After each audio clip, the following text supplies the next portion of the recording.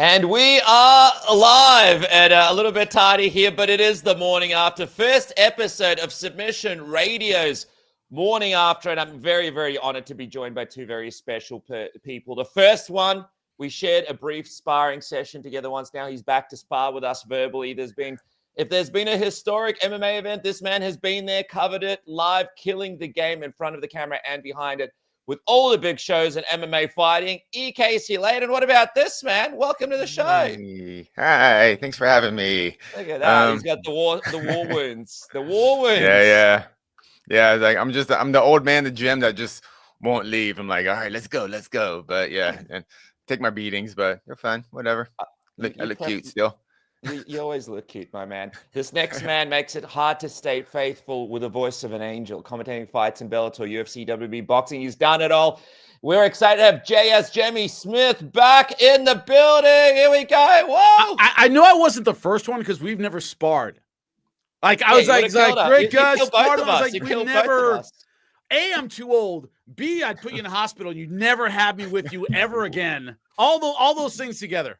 Jimmy, if we're sparring you, know me and Casey coming with a metal chair for your head, man. Yeah. It's not fair. We know we're losing. And I'm with that. I'm okay with that. You're a bad boy. You're a black belt in Brazilian Jiu-Jitsu, right? You coach classes and stuff. Yeah, you'd kill us. Now, on the side, I do. When coach is like, hey, Jimmy, you too damn tired. I'm like, all right.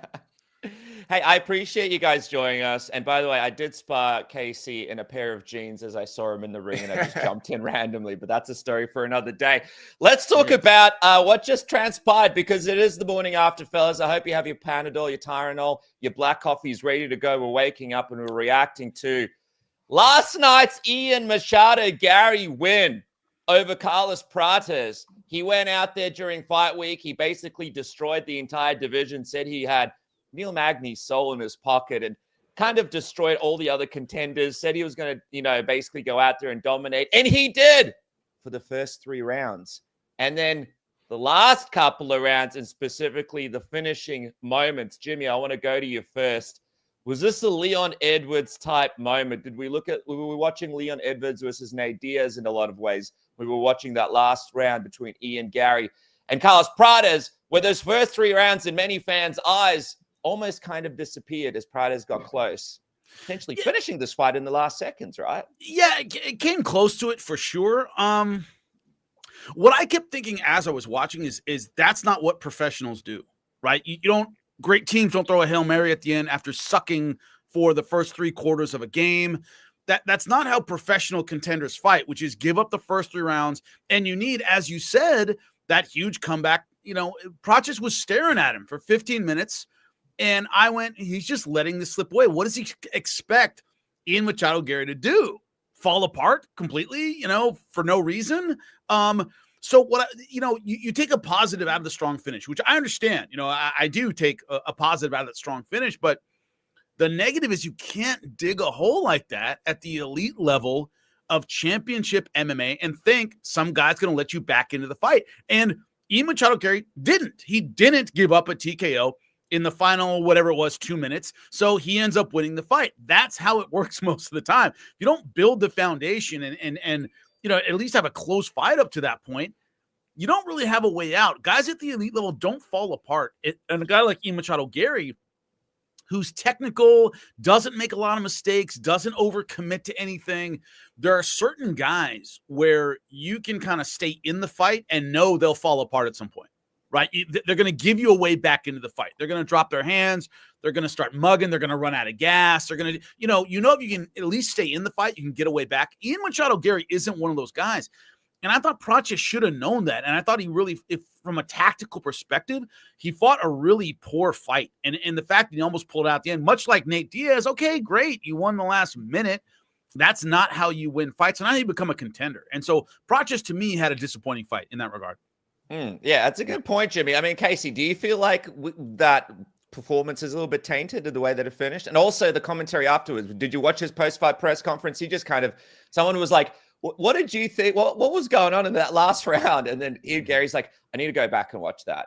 I destroy everybody. I'm faster. I'm quicker. I'm better. I'm the next title champ. I'm the champion. I'm fighting for the belt. Well, do you reckon it was tainted, Casey? Tainted on Gary's victory was tainted, or Prates' performance? I'm talking about Gary's victory here, right? Because this is a guy that's saying he's fighting for the belt next. He's flying over to Canada, right? He got the victory. If you're interested, I scored the fight a draw. I had the first 3 rounds for Gary easily, and then round 4, Prates, and I gave a 10-8 for round 5. And by the way, second round, horn sounded 5 seconds early. That was weird. yeah. Those weird horn malfunctions all fight. But but I definitely agree with what Jimmy said. Ian just fights. He has a very high fight IQ. He fights very smart, and when he gets in trouble, he doesn't panic. I think that's really important. I think in terms of a championship level fighter, which I believe Gary is, when he does get in trouble, he remains calm and he doesn't get finished. He stayed in the fight. I gave it a 10-8, but I understand if he didn't give it a 10-8, and I really gave it a 10-8 mostly because of the relationship to other rounds. Like, I just have a hard time justifying a 10-9 for round 5 and also a 10-9 for round 1, when round 1 was kind of just, I guess Gary won it because he was just more active. But I really, overall, just very impressed with Ian Garry's overall high fight IQ. Bummed that Prates kind of had that whole, very slow Muay Thai start, let the bettors kind of, throw their money into for the later rounds or something. But I thought Prates still looked awesome. I thought his takedown D was amazing for the most part, especially when Gary started gassing a bit and started shooting away from the outside. I thought actually I like performances. I liked both of their performances, but both of their performances were also flawed. When he took a shot, I want to address that real quick. He shut down in round 4. When Ian got hit and he started pawing in his nose, the blood seemed to bother him. If you remember Jake Shields' GSP, for the old heads who remember that, GSP won 3 rounds and went F this and started circling and angling and gave away the last 2 rounds. The way a champion fights and the way a contender fights can be a little different. GSP was champ. I don't have to impress anybody. I got to walk out with the belt. Ian has a tendency to bank rounds and go, he took a bad shot or, started bleeding and kind of just stopped fighting and went, well, I have 3 in the bank. I'm okay. Sure. But the problem is if you're a contender or you're trying to get to that contender status, it's always an audition. And if the fans are going, I didn't really close the show, they'll choose somebody else over you. Now, when you're the champ, you can win by decision every time. That's, great. But I thought, to your point, that the criticism I had with Ian wasn't almost getting finished at the end. He shut down in round 4 and kind of let Prates back into the fight mentally and physically in a fight that he was, 3-0. I mean, that's when you don't necessarily turn it up in the 4th round, but you don't let the guy mentally back in it where he gets hope and, he almost finished you. That tendency to take a shot and then go, all right, I'm just going to move because I think I have it in the bag. One of those times you're not going to have it in the bag and you're going to lose that, De La Hoya Trinidad fight where you think you have it and you don't. And so that's another issue I had with that performance. Yeah, very risky game plan. Very risky game plan. Very risky game plan. The judges got it right. All right. Yeah. But what about the way that you phrase it, though, Jimmy and Casey? Like, let's say that does happen to you, right? You go out there. You don't go out on the post-fight press conference afterwards and act like you absolutely demolished the guy. Like, you don't just completely ignore what happened. Like we've seen Conor McGregor handle it. I can't believe I'm saying this back in the day very well. Right now, he doesn't handle it well at all. But back in the day, he'd be like, fair play to this guy. He did well. I made these mistakes. I need to improve this. If we saw Ian Garry come out after the fight, right, and say, guys, I took this on short notice. By the way, he loves taking fights on short notice because it's a great opportunity.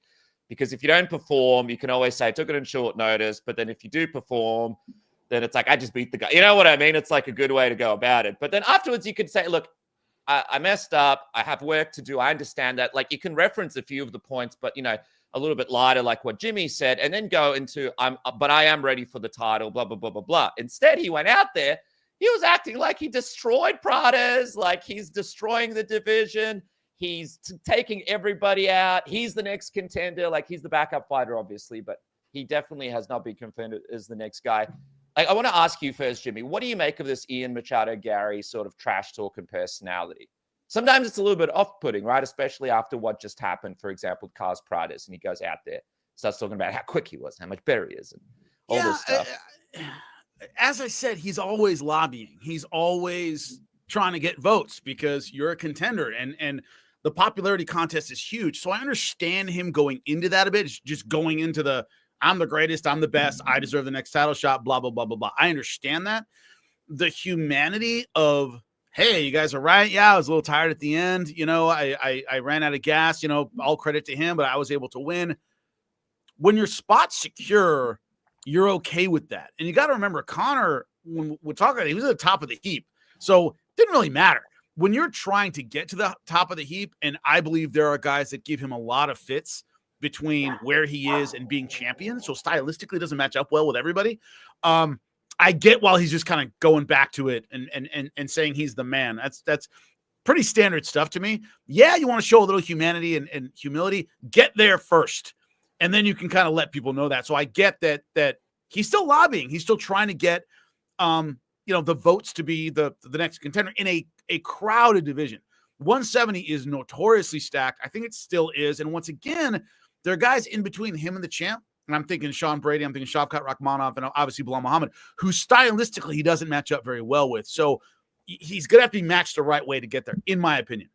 Yeah, we're going to talk about who's next in a second. But can you guys explain this to me? Because I'm confused, right? Casey, Jimmy, he's acting. We got a comment here. He's acting like he's ahead of Shavkat. It's funny, right? Yeah. Can someone explain to me what his point here is? He lost to Shavkat, right?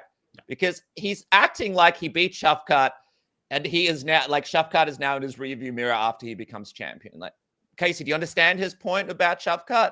Like, he lost the fight, right? Yeah. The wins or losses not matter anymore. I don't understand what this guy's on about. He was injured before the fight. Was he short notice for Shavkat, or was it Shavkat was short notice? I can't remember. Who was short notice when he fought Shavkat? I think it was Ian was short notice. That's yeah. I'm trying to in my memory, but I could be wrong. Dude. But do you get it? I don't get it. I don't understand it. I don't get it. He's just trying to sell himself. I mean, I get it. It's prize fighting. You got to sell it. You know, I mean, fans want to hear that. UFC loves to hear that. It works in the promos. I dominated this guy, but like, I kind of hate that stuff when I'm watching. And like, I just saw a very close fight. I just saw you get 10-8'd in that 5th round, but I don't know. Maybe fans just don't want to hear that. Maybe the brass doesn't want to hear that.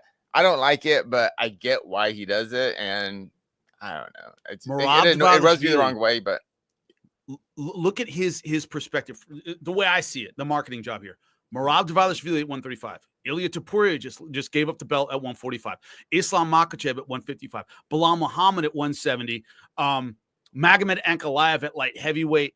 Shavkat's a contender. Valentina Shevchenko at 125. Hey, all these guys have Eastern or Eastern European backgrounds except me.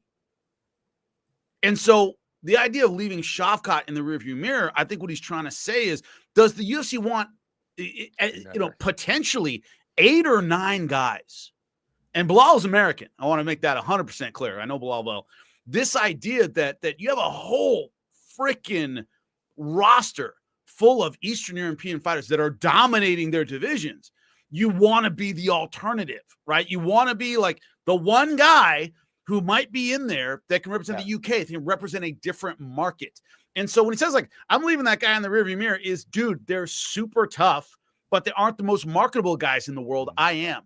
And so I think what he's trying to do, and a lot of things he's saying and the way he's carrying himself, whether you like it or not, is, as I say, one of the problems with tournaments and PFL's tournaments all the time is a bunch of Eastern European killers that American fans don't necessarily connect with. The UK fans don't, or Australian fans don't, but they're still number one. And so I think Ian's trying to set himself as a maybe the one guy in a sport where champion after champion after champions come from Dagestan, Eastern Europe, that, I'm your alternative. That's why he wants to leave Shavkat in the rearview mirror. I think Shavkat beats him probably 9 times out of 10. That dude's just monstrous. So he wants to kind of leave that guy in the background as much as possible. What about when he said he's more Brazilian than Carlos Prates? And right. I'm just like, then he's going to fight Islam one day, be like, listen, I'm more Dagestani than Khabib. I'm more Brazilian than Carlos Prates. By the way, Casey, he's trying to gaslight us. I love it. Yeah, okay. Well, Casey, you surprised nothing from Shavkat? Like Jimmy was just mentioning, obviously, he sees Shavkat, dominating, but we got nothing. I just checked his Twitter, nothing. I spoke to his manager, nothing. No comment, nothing. You expect him to at least tweet something out to be like, good fight, guys. I'm, next, something like that. Nothing. He's gone dark. Is that weird, Casey? It's weird in terms of prize fighting. But Shavkat, to me, he's an athlete. He's a fighter. He's not a very good prize fighter. And Ian is a really good prize fighter. And this is prize fighting. Like Jimmy said, like we have all these Eastern Europeans who are the champions that maybe don't connect to that pay-per-view buying. That aren't on Twitter right now. Yeah, like Shavkat's not. Yeah. He's Kazakh. Like I'm not on Twitter going back and forth with these guys. I'm training for my next fight. So in a lot of ways, I think Ian is kind of correct. He did kind of surpass Shavkat a little bit in terms of just his name's out there now. He's talking. He's on that mic. He's saying things, and that's just the way the modern mixed martial arts world works. You talk, you become loud. All of a sudden, you sell more pay-per-views, and that's what matters. For the UFC. All right, Jimmy, let's break this down for me. Obviously, guys, we know there's a lot happening in the welterweight division. JDM goes out and beats Bilal. We all hear the rumors, Islam is potentially going to move up to 170, right? But let's talk about it if Bilal does win, okay? Because the odds makers see Bilal winning, even though JDM is a very tough proposition. Who do you guys think is next? Because we've got Buckley and Usman, right? And you can't tell me that if Kamaru goes out there, destroys Buckley, or Buckley goes out there and makes a statement against Kamaru, that doesn't put them in a great position against Bilal. We've got Shavkat in the discussion as well. We don't know when he's going to be healthy too. Sean Brady's floating around there, Jimmy, as well, depending on what happens. I want to go to you first, Jimmy. Who do you think is fighting next for the belt if Bilal beats JDM in a couple of weeks? If Bilal does beat JDM, which is a big ask. The problem and I've known Bilal, I've called his fights forever. He fought in Bellator against AJ Matthews a decade ago. I've been following his career forever. He's getting on in years. He has a style where he goes 25 minutes in every championship fight. That does grind on you a bit. It's about when the years kind of catch up to Bilal Muhammad. But stylistically, he's tough. But let's say he does pull it out against Jack Della Magdalena. It's all about who the UFC wants to market. The number one guy, Shavkat Rakhmonov. That's the number one guy to me at 170. He's the boogeyman. He has the it factor of, every time there's been a champion in the UFC, a couple of them snuck up on me, right? And Bilal snuck up on me a little bit. I look at a guy and go, God, that guy's got it. He's big, he's physical, he's athletic, he's a great finish, he has great gas, whatever it is. And Shavkat Rakhmonov has 3 or 4 of those qualities. I think he's the best right now at 170 pounds. I really do believe that. Does the UFC, as I just said, want, what would that be? 8 champions from Eastern Europe, right? Do they want that? Because I think Shavkat would definitely be the favorite against Bilal because he has Bilal style, but he's bigger. He's bigger and younger. So I think Shavkat, if there's any justice, is the next, contender at 170 if he doesn't have any injury problems. Brady's the dark horse. Kamaru Usman, Joaquin Buckley, Kamaru Usman, I think physically the years are catching up with Kamaru Usman. I think even if he gets a win in that, it's going to be a win that shows us that, physically, man, it's just a grind. And I think it's starting to catch up with him. So even if he beats Joaquin Buckley, I don't think it'll be the kind of performance that'll propel him back into, a championship fight. I think Shavkat Rakhmonov would be next. And I think Sean Brady would be just behind that. Personally, that's what I think. Yeah, it's a fascinating time, Casey. But I was, and Jimmy, I was going to say, imagine Buckley goes out there and just knocks out Usman in that first round, just lays him out, right? It'll be more reflection on Usman, though, I think. I think fans will mostly go like, yeah, Usman was great, but, he has complained about, knee issues and explosiveness problems. And you know what I mean? I don't know if it launches Buckley as much as we go, God, man, Usman was really great back in the day, but catches up with everybody. What about the fact that they've got that secret podcast between Bilal and Usman, where apparently things went down? If Usman goes out there and still looks good, Jimmy, doesn't look as old as what we might expect, do you think that gets him down there? Possibly. It's how far does the UFC want to get away from Shavkat Rakhmonov? To me, that's everything. Because I think he's the best contender. I think he's most. If I put all those guys in a tournament, I think Shavkat Rakhmonov probably wins. Now, I'm not saying it's easy, but, does the UFC want another, Magomed Ankalaev? Like, okay, really tough fighter, but you know, people really loved Pereira, and it's that idea of how far they want to get away from him.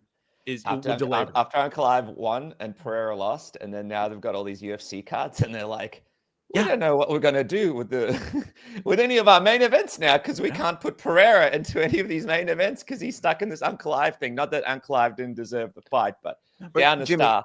Yeah. Jimmy, can I ask you, what do you think the UFC wants, I guess, more? Anyone else being champion or Belal? Like, are they going to give Belal what they think is the worst matchup for him, not really caring, you know, if they can sell Shavkat pay-per-views afterward? Is that all that matters? Because I'm with you. Like, I think Belal is an amazing champion. I like Belal a lot. I never really understood the hate he gets online or whatever. But does the UFC, like, what is it? What do they want more? Like Belal out of there, or do they want anyone in there? I guess. I think they want Belal out of there, right? I do think they want Belal out of there. But another thing I look at is there are certain guys, if you match them up the right way, you can extend their longevity. 170 is a mother effer at the top. So I don't think Belal.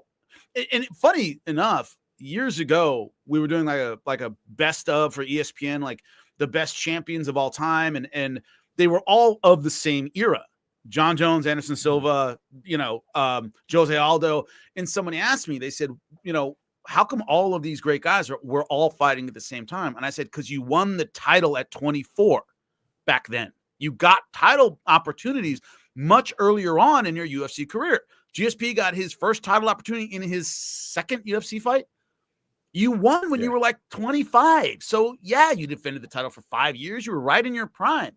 Guys don't win it now until they're freaking in their mid 30s or early 30s, because it just takes a long time to get there. And the example I used, and this was a few years ago before he was champion, I said, let's say Belal Muhammad wins it.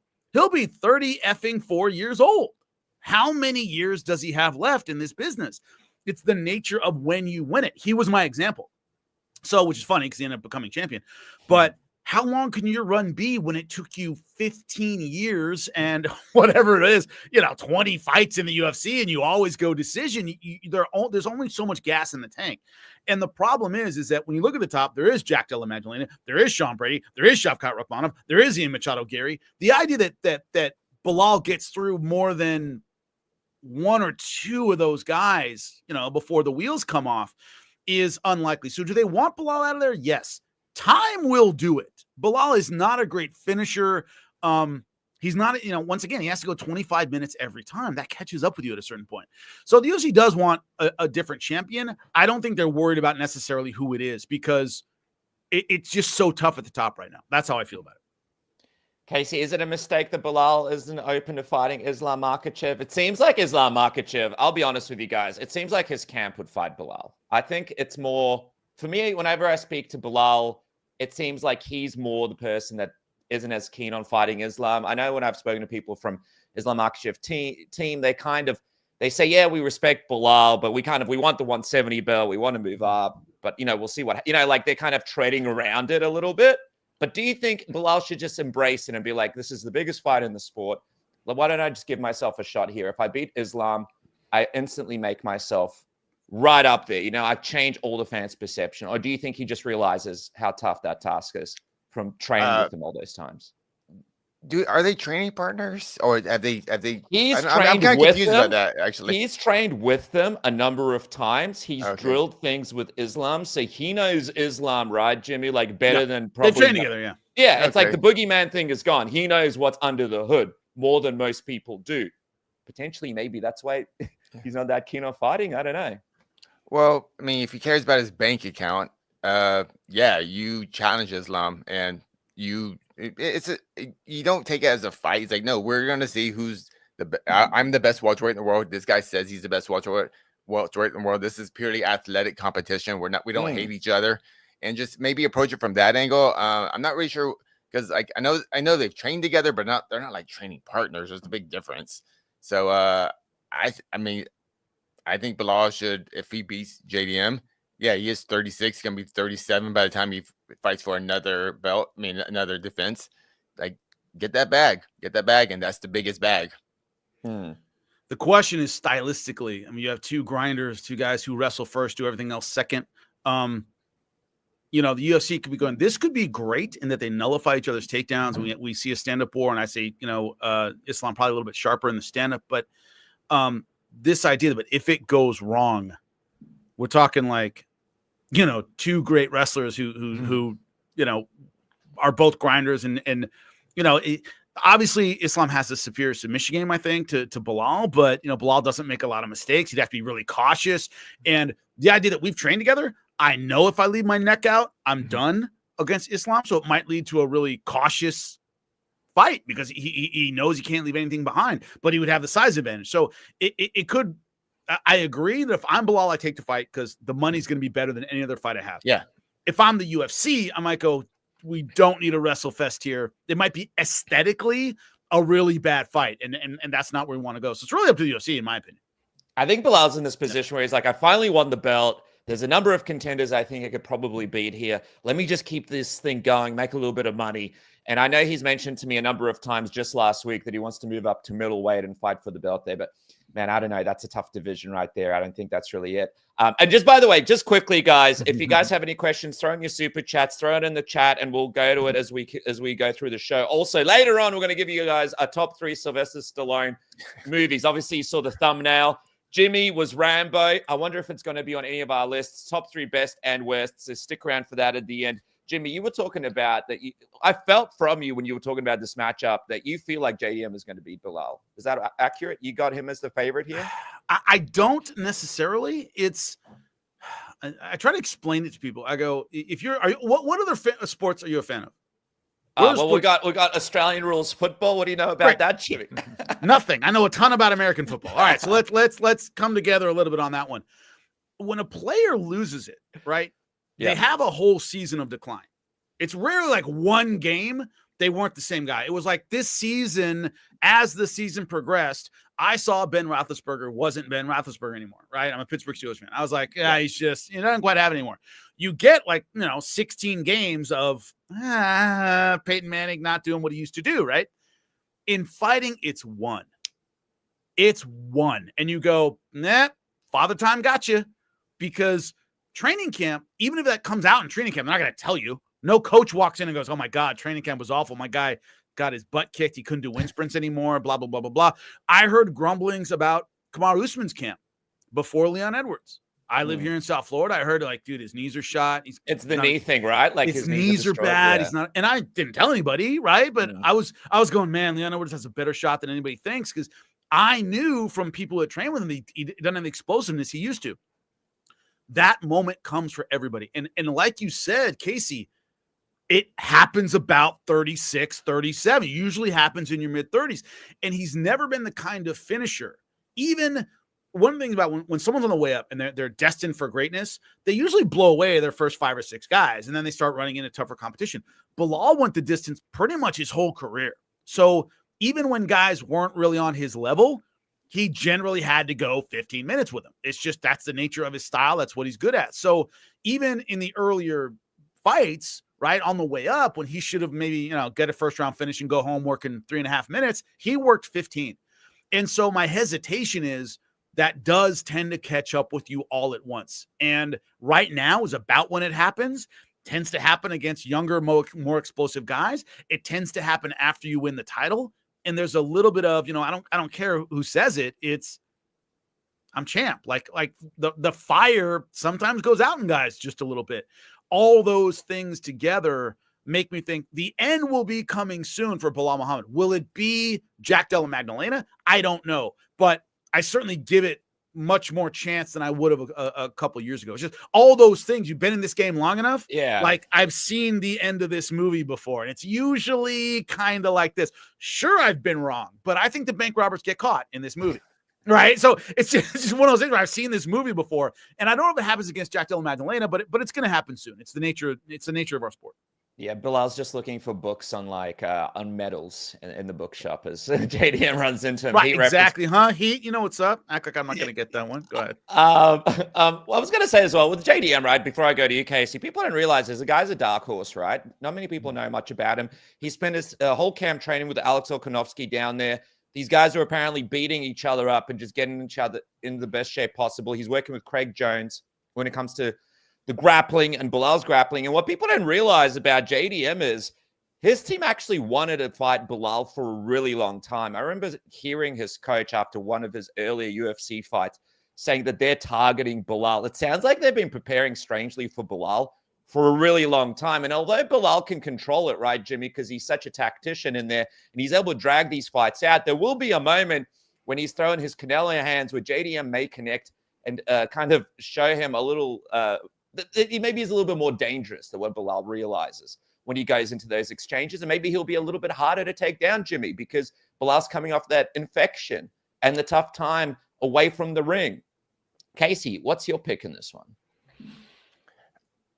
I got to go with the guy with just more ways to win. I'm going to go with Belal. But the age thing, JDM is right in the athletic prime. And JDM's getting better. Although he's getting a welterweight title shot with one of the weaker resumes I feel in a long time. But the timing is there. And as one thing that Dana White says all the time, and it's 100% correct, timing is everything in this sport.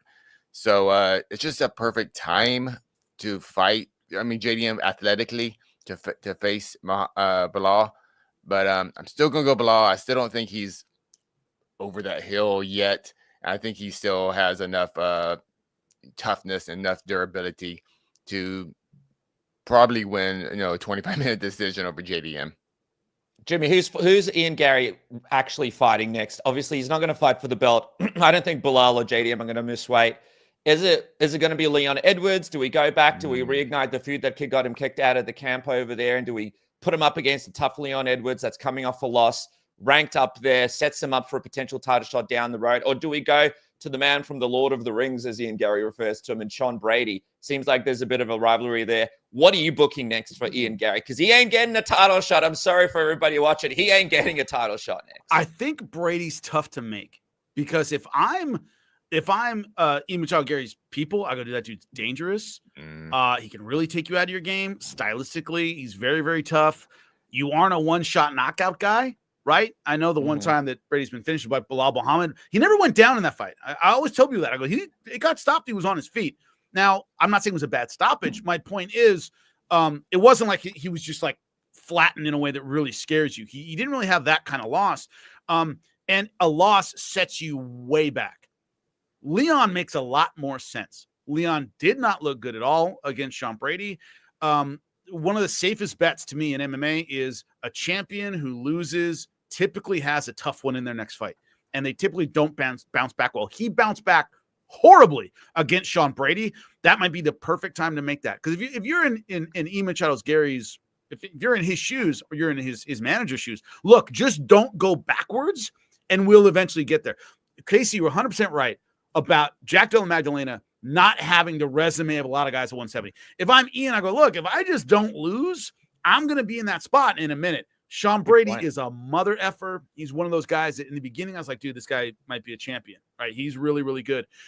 I think that's hard to make. If I'm Ian Machado Garry, you gotta give me a boatload of money. You got to somehow incentivize me to really take that fight when I could take a faded, let's be honest, Leon Edwards and be in the same spot and not take the risk. So I think the Leon Edwards fight is easier to make. And Leon needs it as well. He needs to bounce back in a big way. So, and also in Leon, in Leon's position, and, oh my God, I got to fight another up and comer. Dude, you're a former champion. What do you want? It is what it is. Yeah. Casey, you know the game, dude. You want the bag. This is how you get it. We feed you to the next up and coming guy. So I think Leon would take the fight. Like Ian would take the fight. Sean Brady's a much tougher ask. If I'm and also not a terrible. And not a terrible fight for Leon Edwards as well, right? Like, you know the guy well. You've been in the gym with him. Apparently, there were some back and forths there, so you know what you're getting yourself into. Casey, are you on board with us here, or you got something else for us cooking in the background? If I'm Ian and Ian's camp, you do everything you can to not fight Sean Brady. That's me. And we're not saying Ian. Like, we're being smart. Like, Casey and I know the game. Like, we're his people. We're like, hey, dude, I know you would fight him, but don't, right? Don't do it. Heads. Yeah. Yeah, unless it's on a day's notice or whatever that notice. Yeah, unless there's some crazy incentive or like so last minute you can't lose. So last minute they have to throw you a huge bag of money or make you some fight guarantees later. like you have to understand, like when you're young, you think like a fighter. When you're me and Casey, you think like a manager. You go, okay, that would be great. Don't do that. And I'll turn it down and we'll go in a different direction. You got to be smart for your guys because they'll fight anybody. You know? You think like someone has a mortgage. Right. You think like somebody has a mortgage who might have 2 or 3 fights left in them, period. Don't right. I feel like that all the time now, fellas. And I kind of hate talking like that because I want the best to fight the best, but I also live in reality. I understand everyone's got bills, but like of course I want Ian to fight, Sean Brady. Of course I want 1 versus 2, but we just don't live in that world. And so sorry, that's all. Ian, avoid Sean Brady. Actually, if I'm Ian, I hope Kamaru Usman wins, and I think that would be the fight for Ian versus Usman because the problem with Edwards. Edwards just looks so bad right now, and I don't think he looks really bad. He looks so bad, like it was hard to give too much praise to Brady because I think Brady's freaking amazing. But it's like, oh man, did Leon just look that bad? I don't know. So I like the Usman if Usman beats Buckley, obviously. And I think now old Usman's back. I think it's a great fight for Ian if he can get it. But both are faded former champions. So either way, we're kind of looking at the But a faded former champion coming off a victory over Buckley, that's the difference. Yeah, but it's it's like that's the side of the coin you want is the big name who doesn't quite fight like they used to a couple years ago. Yeah. But Buckley's we're kind of saying the same thing. Yeah, totally, 100%. But Buckley's out there doing his thing as well, right? He's doing the press conferences. He's doing his own promotion for it. He's one of those guys where, again, if he goes out there, puts a couple of big fights together, he's going to be, and I feel like more fans are kind of getting behind Buckley at this point than Ian Garry. Anyway, we'll see what happens with that. I had a little comment here about Casey being too reasonable for the internet. And of course, Jimmy Smith rules, baby. Jimmy Smith. While we're talking about how much you rule, is Islam Makhachev, does he have the skill set to dominate 170 like he did 155 if he does step into this next title shot if JDM beats Dela? I got unpopular opinions. I'm full of unpopular opinions. One of my unpopular opinions is 170 from the beginning has been the domain of the standout wrestler. I can go all the way back to Pat Miletich, Matt Hughes. It was always GSP, probably greatest MMA wrestler of all time, Johnny Hendricks. It's always been, with a couple of notable exceptions, Robbie Lawler was more striker than wrestler. It's always been the domain of the D1 wrestler. Tyron Woodley, I can keep on going. Kamaru Usman. And then you have strikers winning, like every third or fourth one is a striker who gets a big knockout and ends up winning. 155 is not. It never has been. It's always been a strikers division. Some guys are really well-rounded, but you don't have that like D1 Olympian guy at 155. Sean Shirk was an early guy, but yeah. But the idea that it's always been a strikers division, right? It's always been a strike. So every time there's a really good grappler in there, he just has a skill set other guys don't have. Then they go to 170, and those guys are big. They have been wrestling their whole lives, and the things that came easy at 55 don't come easy anymore at 170 pounds. If you put Islam Makhachev at the top, you have Shavkat Rakhmonov, a giant with a great grappling background. You have Sean Brady, big 170, thick, great wrestling background. Bilal Muhammad, big 170, great wrestling background. It's this idea that at the top at 170, 55, Islam went all the way to the top, never having to fight that guy. He never really did. Some jiu-jitsu guys, some strikers, whatever. Nobody who could challenge him on a wrestling mat. And 170 is full of those guys. It always has been. So it's really mentally how much you rely on that skill set. Meaning, Connor, we knew him from 45 to 55, and obviously it was actually a hydrated 170 Nate Diaz. He was used to putting hands on guys and they'd fall down. And he hit Nate with a good one. And Nate went, cracked his neck and kept coming. And Connor went, oh, crap. I'm used to leveling guys at 45. Hey, man, this ain't 45. This is a hydrated 170. Then at 55, he had problems with that. So Islam, in the grappling sense, is used to being the bigger, more dominant, physical 55er. That goes away against certain guys at 170. I don't think he has an easy ride at 170. 15 pounds, as you know, is a freaking lot. And I think he doesn't manhandle a Sean Brady, he doesn't manhandle Bilal Muhammad, he doesn't manhandle Shavkat Rakhmonov. So if they match him the right way, let's say Jack Dela Magdalena wins, big dude, but not known necessarily as a wrestler. Okay, that's a more winnable fight. Ian Machado Garry, a more winnable fight. I think the grapplers at the top of 170 give him a lot more problems than a lot of fans are willing to admit. Controversial take. See, I can do it. That's not a controversial take. Hey, come on. I like that take. That's a true take. Yeah. That's a fact. I think that's why people kind of want to see him go up to 170, just to see the limit of what he can do, right? And we didn't get to see it with Khabib. We didn't get to see Khabib fight GSP, for example. We want to see what this man can do. And is he pound for pound the greatest of all time? I mean, he's definitely making a case for it. But like Casey, going up and winning your second belt's big, right? And what Jimmy said, you got the fun matchups. We're going to really see what he's made of. But what do you think of this notion that Topuria is the fight because that is the big fight? That is the big fan fight. And Islam Makhachev hasn't had that Conor McGregor type rival through his run. Like Khabib had Conor. Now Topuria, even though it's not as sexy and as challenging as some of these guys up the top of 170, in terms of fan perception, casual fans, massive fights, and for his legacy, what do you make of people saying that is the fight because it's so big? It does more for him than a second belt. I'm so over the whole second belt thing. I'm just over it. There he is. Very reasonable for the internet. I agree too. It's been done. I'm like, personally, for me, like, my GOAT is Demetrius Johnson, because he dominated one division. Was it 9 defenses in a row? Something insane like that. Insane, like 9 or something. I don't know. It's insane. And that's what impresses me, because that means if Islam just continues to dominate at 55, that means every 155 or every lightweight across the world, they're not training for their opponent. They're training for you, and I just love the fact that everyone in the world for years and years and years, you are the mountaintop.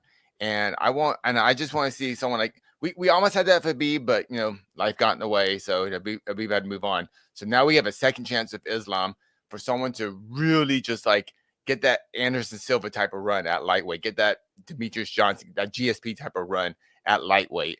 And that's, for selfish reasons, I want to see that. I want to see someone just, without a doubt, 6 defenses in a row before they decide to move on, because the division is not clear.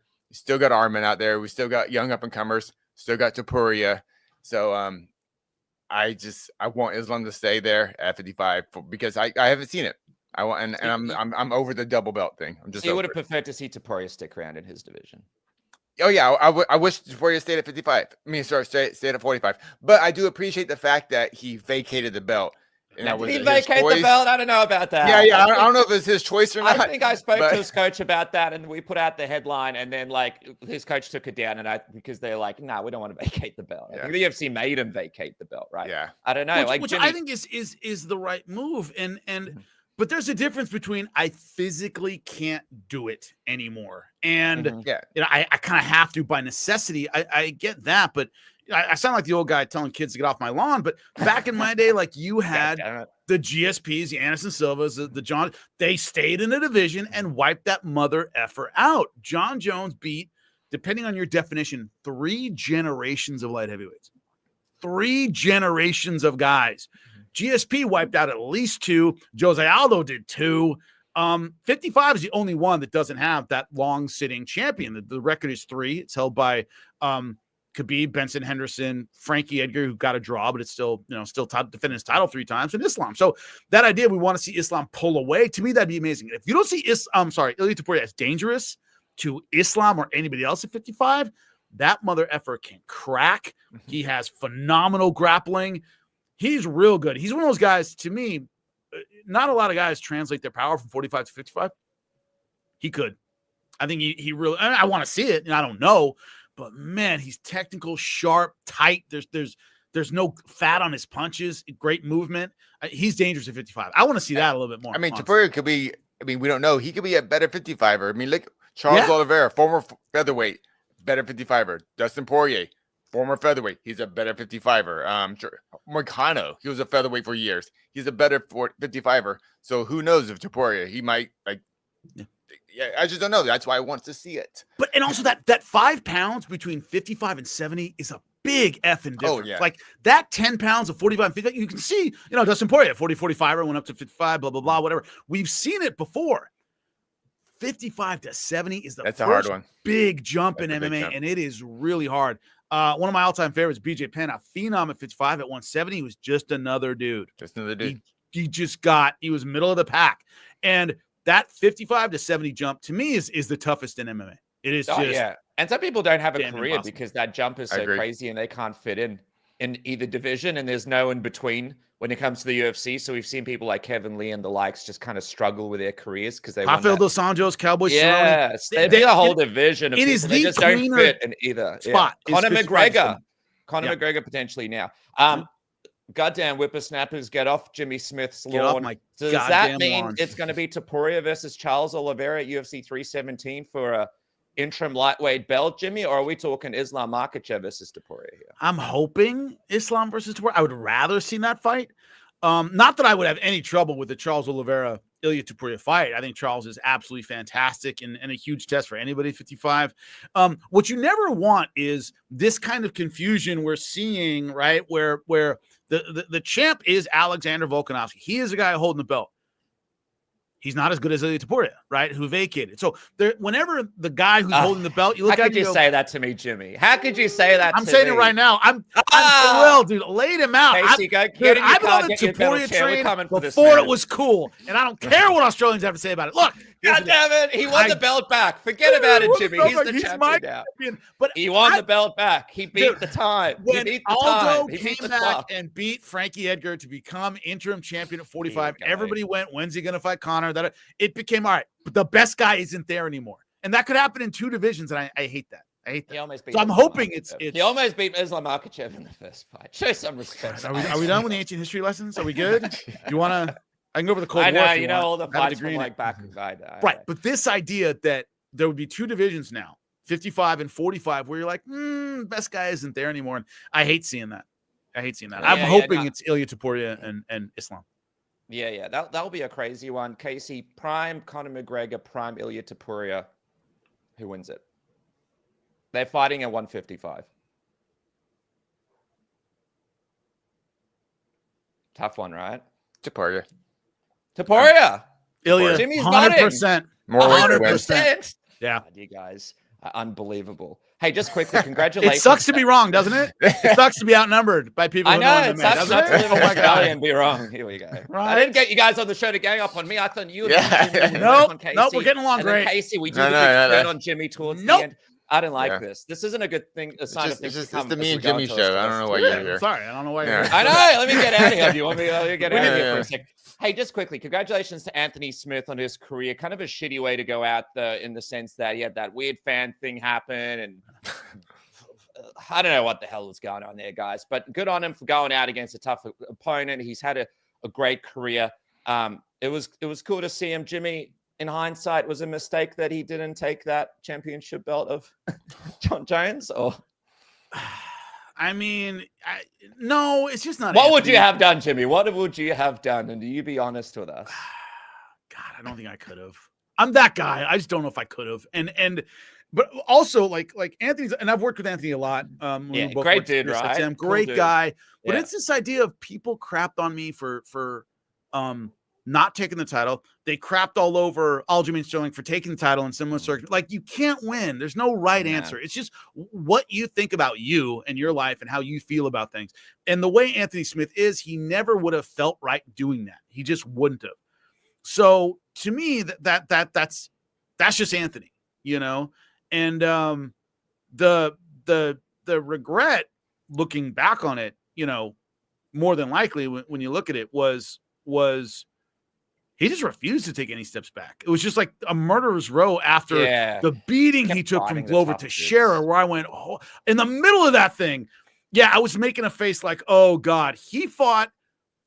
That was May. He fought Alexander Rakic in August. And if you know anything about fighting, guys, you don't recover from a beating like that. It takes a good 6 months off before you even like do anything, and then you get back in. He was back in the octagon later that year. I mean, like beginning of the summer he fought and middle of the summer he fought against Alexander Rakic, who's a monster.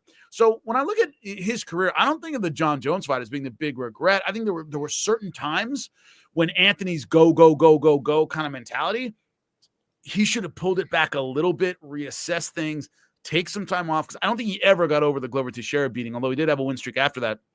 That beating was bad.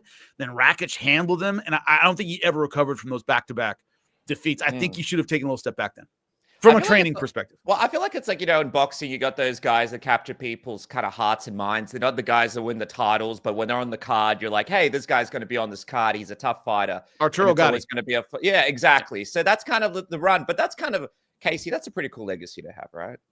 Yeah, I'm a giant fan of Anthony Smith, and honestly, it's not for his wins and losses.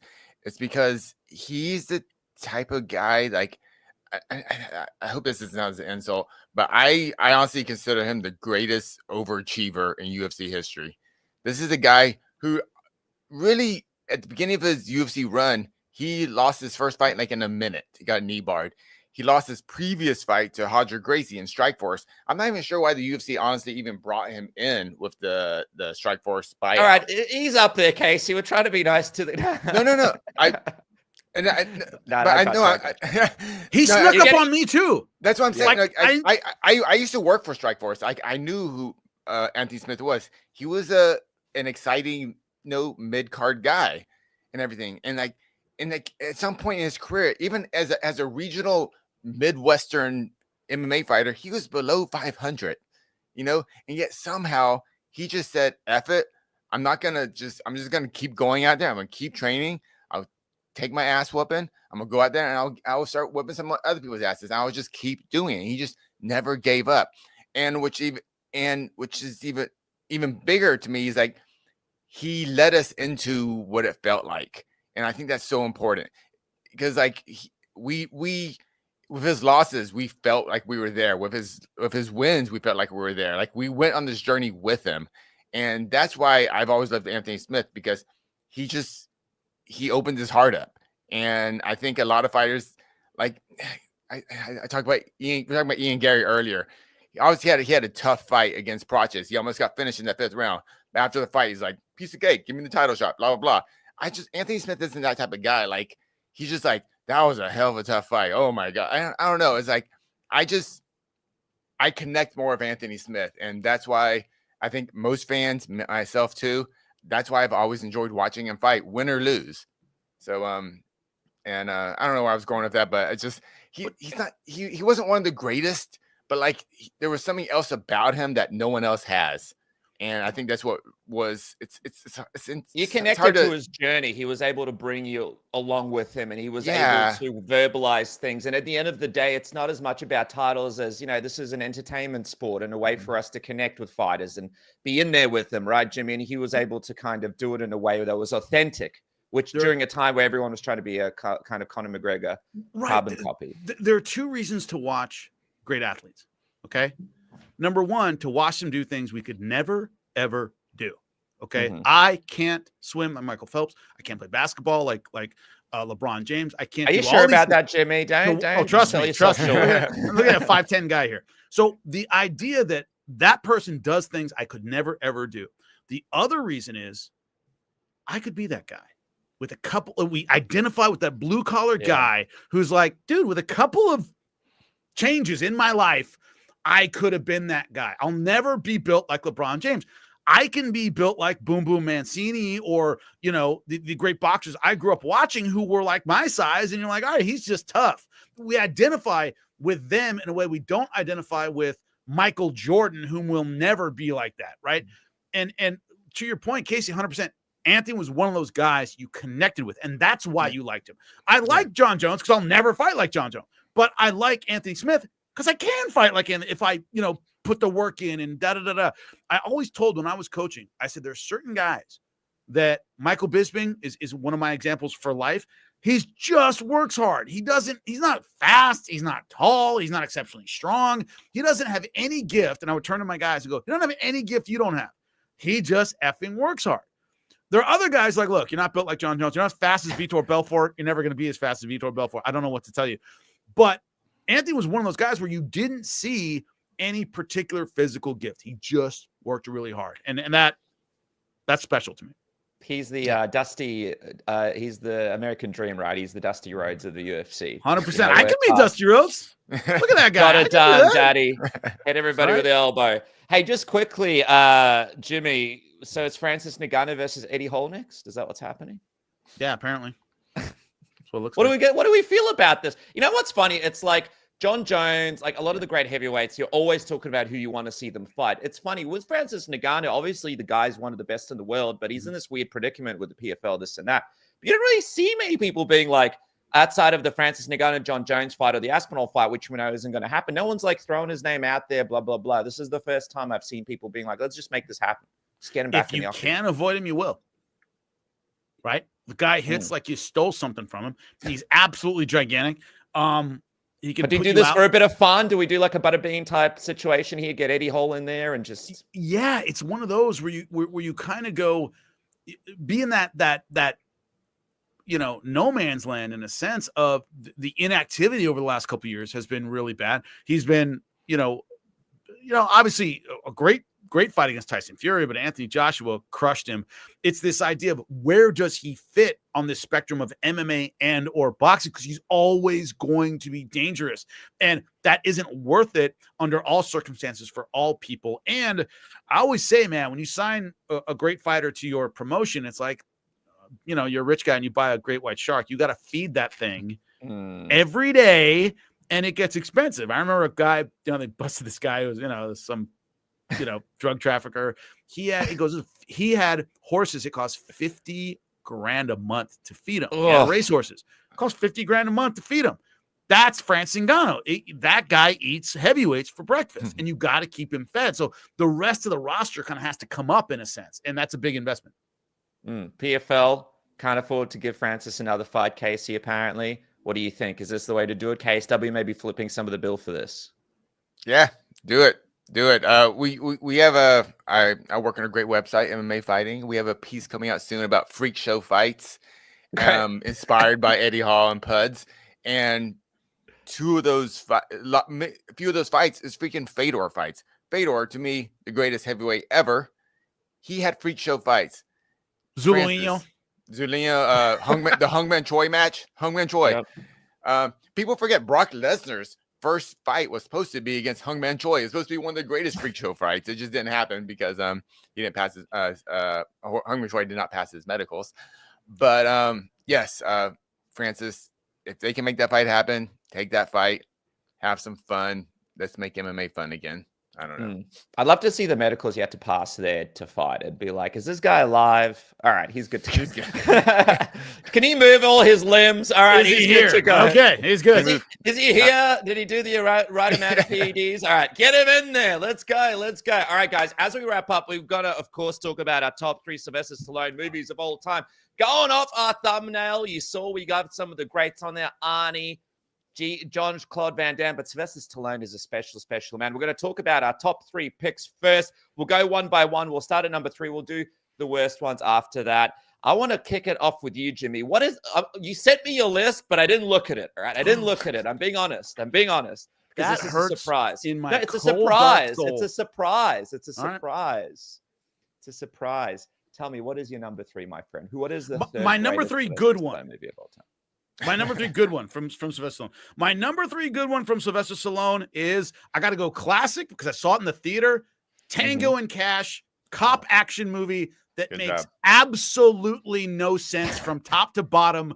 They actually have a truck race at the end for no reason. It is not beautiful 80s trash. It makes no sense, but it's one of his most entertaining movies with Kurt Russell. You got to go with me on that one. Dude, I love that one. I agree with you. It's so bad, it's good. But they're going to do shit like that now. There's nothing good like that where it's like, this is just so outrageous. We have to watch it. A beautiful pick for number 3. What about you, Case? What you got cooking? For my favorite, or we're starting at 3? We're starting at 3. Starting at number 3. 3, God dang it. I was going to say Tango and Cash too. Because it's That's Kurt okay. Russell. Thank you. Because it's awesome. Yeah, the buddy cop movie. And I mean, it's a horrible movie. But Oh, it's Tango and Cash. It's fun to say. Like, oh, Tango and Cash. Like, you would hang that poster in your It's in a your great bedroom name, in middle Tango school. and Cash. when I man. was That's 10 or 11, however old I was, it was awesome. Yeah, That's Thank a you. great like. Well, like, oh, we'll name him Tango. We'll name him Cash. Yeah, it's a great idea. Like, they're two like huge dudes. I love it, fellas. You guys are on the same page today. I'm gonna have to split you up in future shows. My one, number 3. It was The Big Return. I really think this movie's underrated. I wonder what you guys think about it. Rocky Balboa. He came back to the Rocky franchise. Number 5 was absolute gutter trash, and he tried to kind of reinvent it a little bit. I feel like that was a good way to finish out those movies. He had some nice moments there, some nice monologues. And, you know, at the end of the day, it ended up becoming a good way to finish it. It had 2 endings on the DVD, one where he won, one where he lost. You got to choose which one you wanted to watch. I thought it was a fun way to do it, man. Much better than that trash for number 5. So that's my number 3. Jimmy, let's go to number 2. What do you got cooking? I'm giving up my age here with this one. Rocky 4, because it came out when I was once again like 9. Great and movie. it is like, if you want to know the 80s, somebody from another planet was like, what was the 80s like in the United States? You put on Rocky 4. Big bad Russian dude. They fight in Moscow. A guy gets killed in a fight that any idiot would have stopped immediately. Don't throw in the towel, dude. Throw it in. Throw it in. And I love how by the way, the chief second can also stop the fight. And Rocky's sitting there holding the towel. And the guy's like, dude, as soon as you step into the ring, they stop the fight. It's so awful and over the top, yet great, yet awesome. By the way, greatest montages ever. Yeah. So Rocky, Oh, yeah. dude, come on.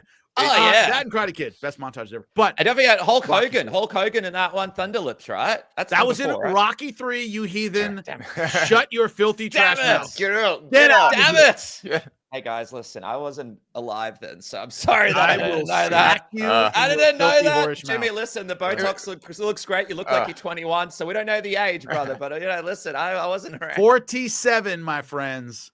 Getting Woo! ready for 50 is Jimmy Smith. Yes. God damn, Jimmy Smith. Once again, I was drinking 10 in 1987. blood That tells you. somewhere in an alley trying to look young. That was amazing. What about you, number 2, Case? I'm really happy you mentioned Rocky 4 because I wasn't going to put that in my top 3. But for me, every time I'm in the snow, I just want to go run. So I want to feel like that montage. I want to chop wood in like the Siberia. Like, Do sit up off a staircase, a banister. You've got the you face. feel so tough. You feel so. It's like, Well, you've got the face I for don't it need right now, fancy Casey. You got the gyms. black eye, you got the cut, Yeah. you've got the jiu-jitsu competition. Are you running through the snow for your jiu-jitsu competition? Is that what you're telling me? I live in Southern California, but yeah, go ahead. Yeah, I can. Yeah, Big Bear is like an hour and a half away. I can do that. Yeah. There you go.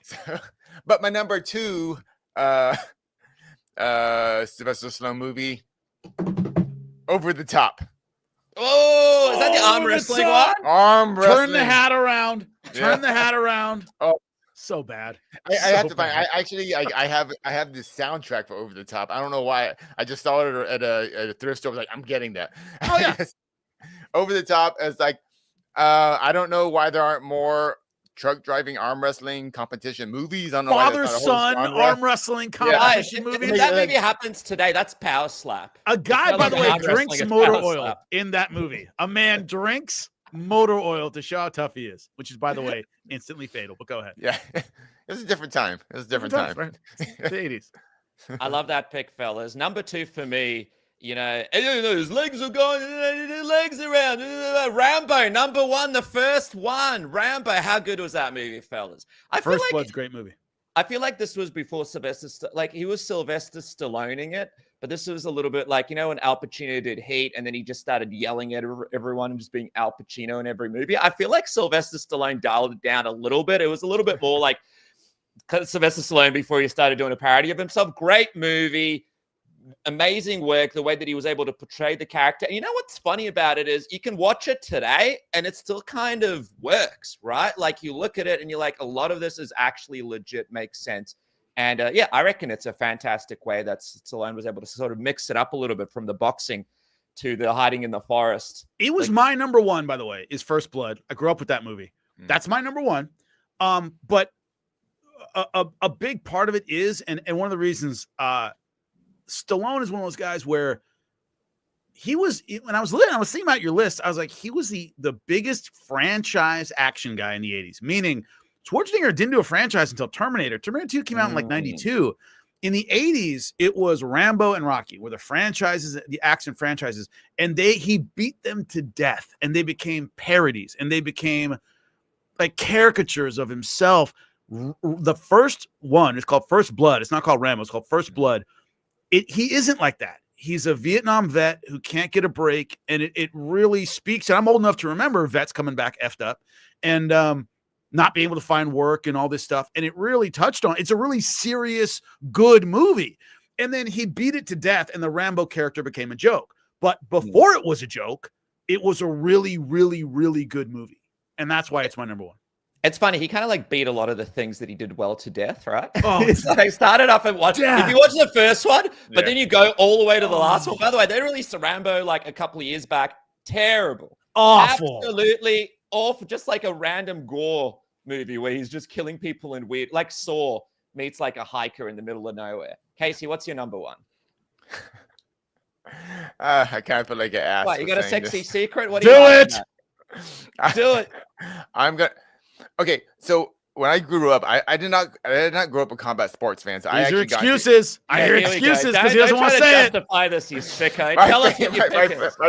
My favorite Sylvester Stallone movie is Stop or My Mom Will Shoot. Stop or My Mom Will Shoot. I love that movie. I remember that one, man. You know what it is? I think it's our age. Getty from the Golden Girls. Still Getty, yeah. Act like you don't know. Because I know, because I remember. Man, so yeah, I was like, Sylvester Stallone looked like his mom in that movie. Yeah, he did. Yeah, if I remember correctly, it's been a while. Okay, yeah, I just was never into the Rocky movies growing up. Obviously, I saw them kind of as I got older when they were like out for like 10, 15 years. But I remember, I'm pretty sure I saw, or maybe I got it rented it at Blockbuster Video. But I did watch Stop or My Mom Will Shoot, and I was like, this guy's hilarious. This movie is so bad but awesome. And yeah, it's still Getty. It was just. Go watch it, people. Go watch it. Great. You're missing out. Thank you. You're missing out. I can't believe you guys didn't mention this movie, Rocky 1. That's my number one. I got to break it down for you guys as well. That's great. When I was young, you know, I kind of used that movie. That's how I got into combat sports, guys. Rocky, you're the first them? Rocky. Yeah, Okay. that was the thing that got me into sports, got me wanting to watch boxing. But also, I don't know, did you guys ever use that movie as like a weird motivator in your lives? Like when you guys were like really, really young? Maybe. I don't know if you guys saw this, but, you know, anytime I'd have a hard time and stuff, I really like connected with that character a little bit. I also like to go to the fish store with women on dates. So that connected with me. But it's my first boxing coach said, first rule, don't fight like Rocky. He was like, Don't fight the movie like for Rocky. fighters is stupid. And once you start fighting, you're like, oh my God, this would be over halfway through round one. You can't take one of those. He got knocked out like 6 times in the first minute. Like he said, we won't notice him blading his eye. Like, dude, they'd know the commission would notice you, Mickey, cutting his eye open. Like, you can't do that. Also, Mickey's such a dick to him in that movie. Right? He's the hardest. He's like a Is that what it was like to have a boxing trainer back? He's like, yeah, bum rock, yeah, like, just like yelling at him all the time. The guy's losing. He's great. Yelling at him all the time. He's great in that movie. Burgess Meredith is awesome in that movie. I will stand by that 100%. Nailed it. Yeah. Burgess Meredith, you know, like he had to be that's like the role of his life, right? Like he had to be that in his. He looked like a boxing coach who was beat up. He was fantastic. It's unbelievable. He had the hearing. I just don't remember. Is he not a real boxing coach? Because I can't see him as anything else. I mean, I assume like there's a world where he's just with his family having a coffee Sunday morning, not yelling at people randomly and just spitting out and using like a little radio to hear what people are saying. All right, top 3 worst. By the way, do we have any notable mentions that you guys want to mention out there? I mean, there's, you know, Copland, King of Tulsa, which is a TV show. The other Rocky. Copland was good. Copland was good. Cliffhanger. We didn't mention Cliffhanger. I thought Cliffhanger was good. I thought about throwing Climbing the whole Cliffhanger in time. there. Yeah, we got Cobra, Demolition Man. Cobra, Demolition. I remember all those. All right, let's talk about the worst ones. Jimmy, do you have a top 3 of the worst ones all as right, well? My number 3 for worst was, and I wrote this down, and I have it. I have evidence. I sent it to you, and you didn't read it. But I'm trying not to read it. I don't want to break the rules. Any Rocky past 4, every Rambo past 1. That's my number 3 because they're all trash. He beat his franchises into the ground. That's my one. Not my one. That's like my gripe with Sylvester Stallone is like, oh my God, no more Rambo or Rocky. He beat them into the ground. Rocky got a good 4, like a solid 4. I'm not saying 4 is a good movie, by the way. I'm saying it fit the era. It was after like an that, epic it was movie. trash. And then Rambo after the first one, which had heart and meaning and all that stuff. He has a perm in the second one. He's in prison breaking rocks, and he has a perm. They suck. After the first one is just action movie trash, but the worst kind. Thank you. Done. Jimmy Smith. Every I can't time drop the mic. It's attached here. when I was watching Bryce Mitchell versus Jan Silva, for some reason I kept getting Rocky IV vibes. I wasn't sure who was America, who was Russia, but I felt like the build-up was like an 80s or like a WWE storyline from the 80s or something. Like the Sheik comes out and everyone's just booing him or whatever. Like that's the vibe I got from the build-up. Bryce is whatever guy is the worst. That's Bryce. Yeah. Bryce is the worst. Can't stand that guy. Casey, what is your number 3, my friend? Oh, for the worst? Oh, I got... Yeah, I guess was it right? What was Rocky 5? What was Rocky? What was? Who? Gotta trash. They didn't even. Tommy Morrison. Tommy. Yeah, Morrison. Rocky. Yeah. That's all you gotta know. Tommy. Morrison. Yeah. In the alley. That was not even a boxing match. In an alley. That's how it finished. It's terrible. Terrible movie. I was like, no way. How did he let this happen? By the way, Tommy Morrison, Jimmy, right? Fucking crazy life. How bad was his freaking people need to watch I think it's like the 30 for 30 on that guy. Bad. Jeez. It's bad. Go look into that. All right. Yeah. My number 3 is, have you guys watched those terrible Expendables movies, like the last couple that they did, where it's just like shot in some weird European country, terrible CGI, like Chuck Norris shows up and this guy shows up and this, like no narrative whatsoever. Nope. It just a bunch of guys. Straight to Redbox. The red box. Do you don't have? Do you have red boxes over there? We don't know. Oh, no. All right, number one, that's a decade thing. Number two, I remember red boxes. Okay, yes, they were mobile, family-friendly show. We don't talk about that here. All right, that's the after hours. Oh, shut up! They're just video rentals. It was a box. Just video rentals. All right, Jimmy, just video. All right. No, come on. Those guys are. Those movies are terrible. That's cool, but go ahead. Go ahead. It's cool. Keep going. Terrible movies. That's my number 3. Number 2 to you, Jimmy. What do you have? My number 2, I gotta go. Bad movies. You know it's true. Over the Top is a bad movie. It is. You can have an emotional. It can go into so bad it's good, but it's bad. So it's got to be my number 2, right? Yeah. Drinking motor. That's power slap. That's power Drinking slap when they redo it. Right? It's power slap. Yeah, 100%. Power slap. Yeah. And the crowds for the finals, you're like, dude, there's been no time in history where that many people watched someone arm wrestle. It's never been that big of a deal. It's almost like a Never Back Down where they're fighting in the backyard and the guy's like, this isn't UFC. This is my backyard. Like, this is the real deal. Yeah, Casey, break it down for me, man. Number 2. Oh, the Expendables franchise, basically. Any of them. You got all of them, even the first one? All of them. Especially the first one, because because of the success of the first one, it created the other one. So I hate that one the most. Yeah, I can connect with Jason Statham, right? Good with a knife, bad with his wives, right? Oh my God, Ronda Rousey in the third one, she was. Ronda Rousey's such bad. a bad actor. She's so bad. She's so bad. My number 2 is: did you guys ever watch the shit show that was Grudge Match? Like Sylvester Stallone is in a boxing movie with Robert De Niro. Charles Sonnen, by the way, Jimmy, is in this movie. And it is like, you're like, dude, you guys put these guys in a movie. It's involving boxing, and it's this much of a disgrace. It was Kevin Hart was in it, wasn't he? I think he might have been. And there was this I never saw it. It looked so bad. It was like someone blind. And that's the movie that we got with those two guys. Like, they could have done a million movies where they, like trainer, blah, blah, blah, blah, blah. And Robert De Niro boxed in that movie. Had his shirt off, Jimmy. No. I just know you're old. Just know you're old. And that's okay. We can just get old. We don't need anything else. They could barely move. It was really bad. What about you, Jimmy? Hit me with your next one. Oh, we're up to number 1 now. My number 1, and this is a way back. He did a movie with Dolly Parton where he becomes a country singer called Rhinestone. And it is like I'm laughing thinking about it because I saw it when I was a little kid. When it came out, I was like, 6, however old I was when it came out. So bad.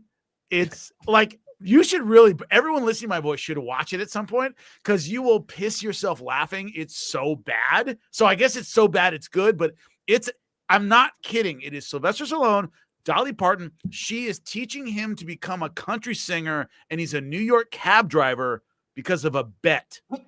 Swear to God, true story. True story, real movie, and it's awful. Thank you. I don't know if this is a poster for that movie or Over the Top, right? Booyah! Thank you. Rhinestone. Oh, That's it. Look at his face in the poster. They're like, you got to look shocked, man. You got like, what is even happening in this poster? Look What at that. is even happening? But look at that extra bicep he has. That's amazing. What is? Yeah, it's like a bicep on top of a bicep. Yeah, no, I gotta get my arm right in this poster. Get right. Good pump, bro. Yeah, but that's the movie, and it's awful. Great pick, man. Great pick. What about you, Case? What you got? His worst movie is also his best movie. Stop or My Mom Will Shoot. It's Ah! so bad. He's come back around. I love you came back around with that. Yeah, John Cena, this is the big turn. So good, it's bad. It's so bad, it's good. Yeah, I can't decide, but like, oh, it's just so bad. Casey's like, you get nothing. Nothing. Love it. And my number one pick, guys, we spoke about it. It broke our hearts, Rocky V. I just got to go back to how bad it is, right? So how bad that movie is. I want to see, do we have any notable mentions? Did we leave anything out? Death Race 2000 for best movies. Death Race 2000. Him, David Carradine, I want to say David Carradine. It is a John Corman movie where they race cross country. He plays a guy named Machine Gun Joe Viterbo. He plays like this Italian gangster guy, and it's Roger Corman. Like you gotta like understand, like the shtick of that kind of movie. It's fantastic. Dystopian future where you go across the country, kill as many people as you can. That's how you get points. It's awesome. Death Race 2000. They remade it with Jason Statham. Didn't he do a softcore porno as well? Yep. Okay, well, that's got to be on some kind of list. We've got to track that one down. Guys, there it is. Submission Radio morning after. As we wrap up, Jimmy, what's coming up for you, man? What can we look out for, brother? Oh, just life. You know how it is. Calling Pro Box TV May 10th in North Florida, man. I'm doing a lot of boxing these days. So that's my next live event coming up. That's on Pro Box TV. If you want to check it out, it's on our channel, Pro Box TV's channel. So check that out. May 10th, Kissimmee, Florida. Also doing some PFLs later in the year. I'll keep you informed when they come up. Hell yeah, man. Killing it, dude. What about you, Case? Big things on MMA fighting. Yeah, just doing our thing. Just trying to keep my head above water. Nice. Check us out, MMA Fighting. Follow me on Threads and Instagram. Hit me up. Otherwise, I'm at the gym getting beat up by Victor Henry and Josh Barnett. So doing my best. Barnett did that to you?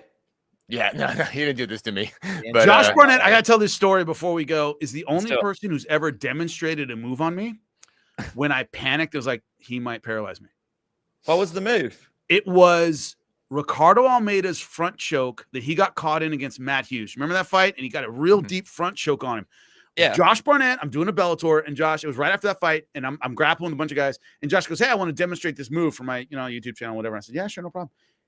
Josh Barnett is on my neck in front choke position, and he gets his forearm under my chin. He pulls, and I remember being underneath him and going, if he pulls another inch, I'm in a wheelchair. If you've ever rolled with Josh, you know exactly what I mean. And I'm not saying Josh is a bad training partner. I'm saying he's just freaking big, and his arms are huge.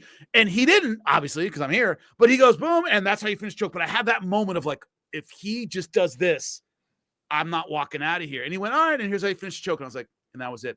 One of the few times I have panicked is having Josh Barnett leaning on the back of my neck and going, holy crap, he could take my head right off right now. And goddamn, Josh Barnett. The worst moment is like after training, you're like, all right, I'm going to locker room and change. And then you just hear Josh go like, hey, Casey, come here. I want to show someone something.